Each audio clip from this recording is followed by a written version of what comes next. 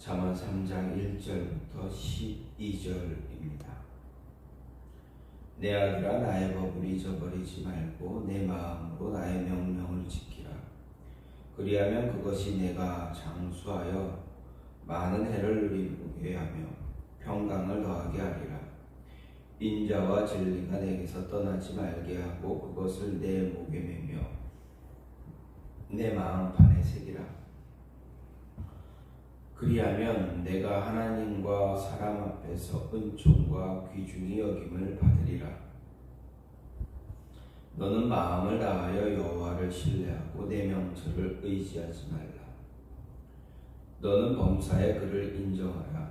그리하면 내 길을 지도하시리라. 스스로 지혜롭게 여기지 말지어다. 여호와를 경외하며 악을 떠날지어다. 이것이 내 몸에 양약이 되어 내 골수를 윤택하게 하리라. 내 재물과 내 소산물의 처음 익은 열매로 여호와를 공경하라. 그리하면 내 창고가 가득히 차고 내 포도즙 틀에 새 포도즙이 넘치리라. 내 아들아, 여호와의 징계를 경히 여기지 말라. 그 꾸지람을 싫어하지 말라.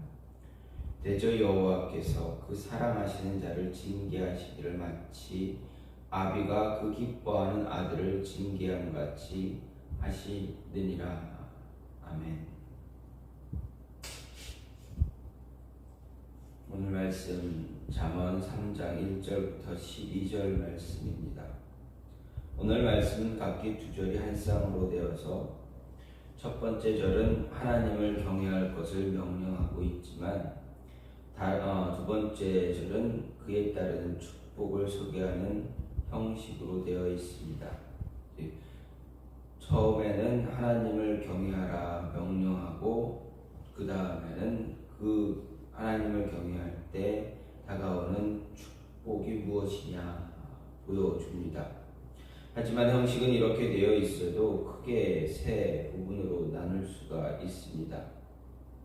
먼저 1절, 2절은 지혜의 첫 번째 근원으로 경험과 사랑의 근거에 제시되는 부모의 벽과 명령을 소개합니다. 여기서 부모로서 내리는 법과 명령을 마음으로 잊지 말고 지킬 것을 명령하고 있고 그에 대한 축복이 장수와 평강이다 이야기합니다. 두 번째는 3절, 4절로 지혜의 두 번째 근원으로 하나님의 성품으로서의 인자와 진리입니다. 여기서 하나님의 대표적인 성품은 인자와 진리가 여호와를 참으로 경외하는 이들이 갖는 징표가 되어야 한다 강조합니다. 그리고 이에 대한 보상으로 하나님과 사람 앞에서 은총과 귀중히 여김을 받을 것이다 약속되어 있습니다. 마지막으로 5절부터 12절은 지혜의 세 번째 근원으로 여호와에 대한 신앙을 제시합니다. 이것은 솔로몬이 소개하는 지혜의 근원 가운데 절정에 달하는 것으로 첫 번째, 두 번째로 제시되는 지혜의 근원이 단 한 절씩 소개된 것과 달리 동일한 내용을 표현만 달리하여 4차례에 걸쳐 반복하는 형식으로 되어 있습니다. 그 가운데서 마지막에 해당하는 11절, 12절에서는 여호와의 징계에 대한 겸허한 순복이 최절정의 마지막 지혜다 소개되며 여기서는 보상 대신에 하나님께서 징계하는 모습을 아비가 기뻐하는 아들을 징계하는 것처럼 사랑하는 자를 징계함이 소개되어 있습니다. 이렇게 솔로몬은 부모의 법과 명령, 지혜의 근본이 되시는 여호와를 경외하고 그 가르침과 꾸지람에 순종할 것을 명령하며 이를 통해 축복을 받아 들일 수 있다 말합니다. 솔로몬의 이 가르침을 통해서 우리가 어떻게 하늘의 지혜를 소유할 수 있는가 오늘 말씀을 통해 생각해 볼 수가 있습니다. 먼저 명령을 지키고 공경하고 신뢰하면 된다 말합니다. 지혜의 근원 가운데 하나는 지키는 것입니다. 무엇을 지켜야 하느냐? 하나님의 법을 지키고 하나님의 명령을 지켜야 한다라는 것입니다. 지키기 위해서 필요한 것이 무엇이 있는가 잊어버리지 않는 것입니다. 그래서 솔로몬은 1절에서 내 아들아 나의 법을 잊어버리지 말고 라고 말합니다. 여기서 나의 법, 누구의 법을 이야기하고 있습니까? 나의 법에 해당하는 토라티는 율법을 의미하는 토라에서 나온 단어입니다. 성경에서 말하는 토라는 대부분의 경우를 하나님으로부터 주어진 거룩한 규례 또는 법도 율법을 가리키지만 1절과 같이 부모와 스승 등의 교훈을 가리키기도 합니다. 이렇게 자신의 교훈을 지칭하면서 모세오경을 비롯해서 하나님의 거룩한 말씀을 가리키는 이 토라라는 단어를 사용한 것은 솔로몬 자신의 교훈이 하나님의 율법과 분리되지 않았다라는 것을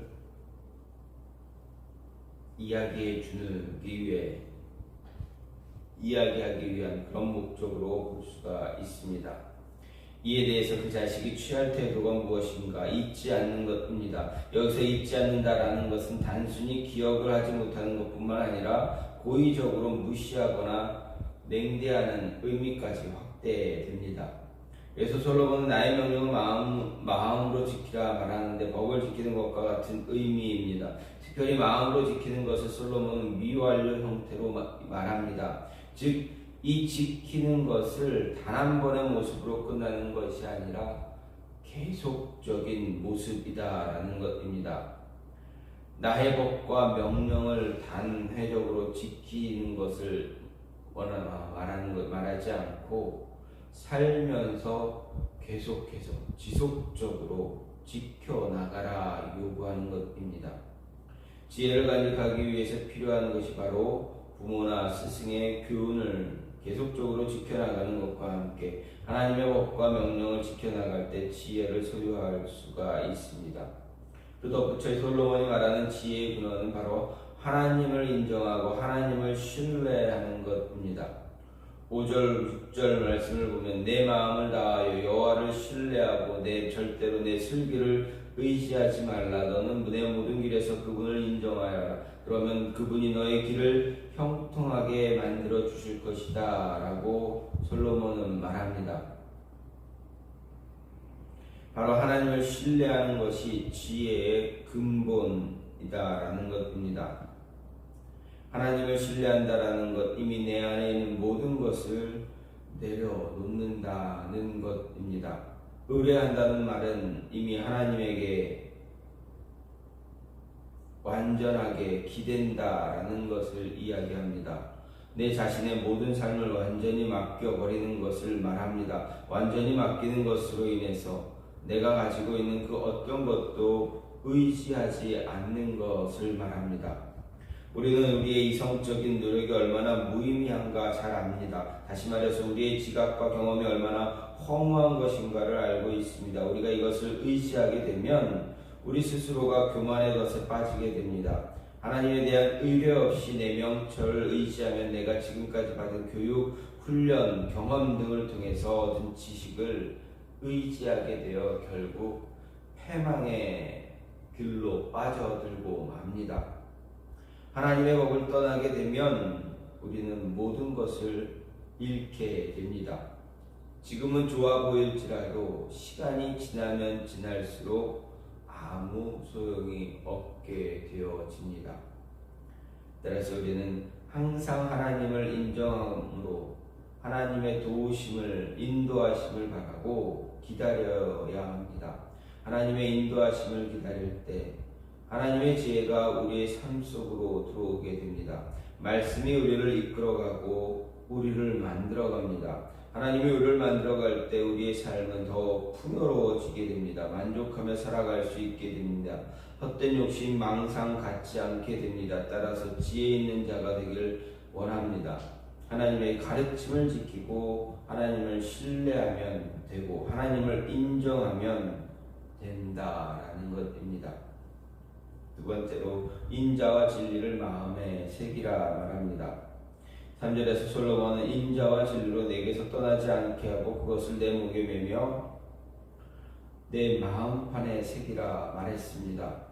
앞에서 솔로몬은 분명하게 지혜의 근원으로 법과 명령을 말했습니다. 그리고 이어서 인자와 진리를 말합니다. 3절에서의 인자와 진리는 성경 전체를 통해서 인간관계 및 하나님과의 관계에서 가장 강조되는 그런 대표적인 용어들 가운데 하나입니다. 먼저 인자의 헤세드는 사랑, 은혜, 인자, 인애, 자비, 친절, 온정, 연민, 호의, 경건 등의 매우 폭넓은 의미를 가지고 있는 말입니다. 그리고 실제 용례에 있어서도 이 용어는 인간에 대한 하나님의 사랑이나 하나님에 대한 인간의 사랑, 인간에 대한 인간의 사랑 등 모든 인격적 관계에서 지향되어야 할 가장 큰 미덕을 나타낼 때 사용되고 있습니다. 또 진리의 에메트라는 이 말은 확실하다, 견고하다, 진실하다 등의 의미를 갖는 동사로서 동사에서 시작되어서 상황이나 형편과 관계없이 견고하게 자신의 말한 바를 확실하게 지키시는 성실성을 가리킵니다. 그런 점에서 헤세드가 인간의 자기 중심적이고 뿌리 깊은 이기심과 상대를 향한 미움에서 벗어나는 것이라면 에메트는 자신의 이익이나 상황에 따라 변하는 경박함을 극복하는 것이다 할 수가 있습니다. 솔로몬은 이 두 가지를 이야기하며 인자와 진리를 떠나지 말라 권면합니다. 뿐만 아니라 이 두 가지 인자와 진리를 목에 메고 마음에 새기라 말합니다. 목에 메며라는 것은 단순히 목에 걸고 다니라는 의미가 아닙니다. 자신의 권리와 의무를 표시할 때 사용하던 중요한 인장을 끈에 묶어 목에 걸고 다니듯이 중요하게 여길 뿐 아니라 한시라도 잊지 말고 그것을 구체적인 삶의 현장에 적용하라는 의미입니다. 눈에 보이지 않는 추상적인 개념인 인자와 진리를 마치 눈으로 볼 수 있는 증표처럼 다루는 이 표현은 그 들은 바 교훈을 얼마나 소중하게 여겨야 하는가에 대한 선명한 인식을 새겨주는 것입니다. 동시에 그 가르침을 강조하는 것입니다. 또한 마음의 색이라는 것 역시 마음속 깊이 간직하라는 말입니다. 마음속에 깊이 간직하기 위해서는 그 의미를 분명하게 깨달아야만 합니다. 인자와 진리에 관한 의미를 분명하게 깨닫지 못한다면 시간이 지남에 따라 희미해지게 됩니다. 이 의미를 온전하게 깨닫기 위해서는 이것을 삶의 기준으로 삼아야 합니다. 삶의 기준으로 삼고 적용해 나갈 때 우리의 삶은 하나님과 사람 앞에서 은총을 받고 귀중히 여김을 받게 됩니다. 하나님으로부터 인정을 받게 되면 우리의 삶은 더 많은 영향력을 줄 수 있는 삶이 됩니다. 인정을 받는 그 순간 하나님이 우리를 사용하신다는 것이 됩니다. 하나님으로부터 쓰임받는다는 것은 우리 주변에 더 폭넓게 영향을 끼치며 살아가는 인생이 되는 것을 말합니다. 따라서 인자와 진리를 마음에 새김으로 하나님으로부터 인정을 받아 하나님의 지혜를 소유하고 더 크게 쓰임을 받는, 그래서 더 큰 영향력을 펼칠 수 있는 하나님의 사람이 되어야 하는 것입니다. 마지막으로 징계를 받아들일 수 있어야 합니다. 11절 12절을 보면 내 아들아 여호와의 징계를 경히 여기지 말라, 그 꾸지람을 싫어하지 말라. 대저 여호와께서 그 사랑하시는 자를 징계하시기를 마치 아비가 그가 기뻐하는 아들을 징계함 같이 하시느니라 말합니다. 솔로몬은 여기서 우리 여호와의 징계를 경히 여기지 말 것과 그 꾸지람을 싫어하지 말 것을 말합니다. 여기서 징계는 단순히 말로 이루어지는 훈계의 의미보다는 물리적이고 실제적인 제재를 가리킵니다. 또 꾸지람은 견책, 책망, 비난이라는 말로 이런 징계와 꾸지람은 결국 하나님의 부성적 사랑의 표현이다 말하는 것을 알 수 있습니다. 다시 말해서 이것은 하나님은 자신의 사랑하는 자녀를 악에서 돌이키게 할 뿐만 아니라 신앙을 더 견고하게 하기 위해 단련시키고 강하게 하는 교육적 수단으로 징계나 꾸지람을 사용하고 있다 말하고 있습니다. 그렇기 때문에 솔로몬은 우리에게 이런 징계나 꾸지람을 경히 여기거나 싫어하지 말라 권면합니다. 특히 경히 여기다는 징계에 불복해서 계속적으로 거절하고 거부하는 것을 말합니다. 이는 바로가 하나님의 명령을 거부했을 때와 이스라엘이 회개하기를 거절하거나 멸망 직전 남유다와 예루살렘 거민들이 선지자의 가르침을 거부하고 악을 행할 때 사용되었습니다. 즉 하나님의 말씀을 지속적으로 거부하는 모습을 나타내는데 솔로몬은 이런 행위를 하지 말라 말합니다. 이런 행위는 하나님께서 기뻐하지 않는 모습이기 때문에 그렇습니다. 그러면 솔로몬이 이렇게 적극적으로 징계와 꾸지람을 받아들이라 말하는 이유가 무엇입니까? 그것은 여호와께서 그 사랑하시는 자를 징계하시기를 마치 아비가 그 기뻐하는 아들을 징계함 같기 때문이다 말하는 것입니다. 하나님의 징계 결코 징계받는 대상을 괴롭게 하거나 고통스럽게 하기 위해 베푸는 것이 아닙니다. 오히려 그것은 그 사랑하는 자, 그 기뻐하는 아들에 대한 사랑의 증표입니다. 이렇게 하나님의 징계가 선한 동기, 그 징계를 받는 자를 온전히 아름답게 세우기 위해 행하는 것이기에 그것을 적극적으로 받아들여야 한다는 이야기입니다. 그것이 겉으로는 매이며 꾸지람일지라도 그 내면에는 하나님의 크신 사랑과 깊은 은혜 그리고 한없는 축복이 숨겨져 있기 때문입니다. 우리 삶 속에 힘들고 어려운 일이 산재하고 있다고 한다면 그 안에서 하나님이 우리에게 말하고자 하는 숨은 뜻을 찾을 수 있어야 합니다.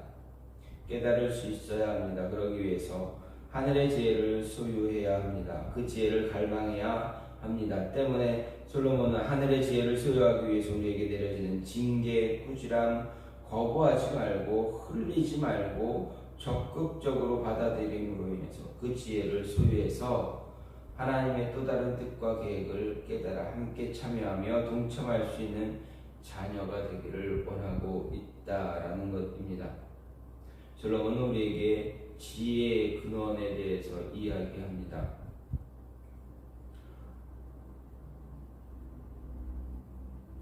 지혜의 근원이 어디에 있는가 이야기할 때 지혜를 어떻게 소유할 수 있는가 할 때 하나님의 말씀을 법을 지키고 신뢰하면 지혜를 소유할 수 있다 이야기합니다. 그리고 그 지혜를 소유하기 위해서 그 마음에 인자와 진리를 새겨 넣으라.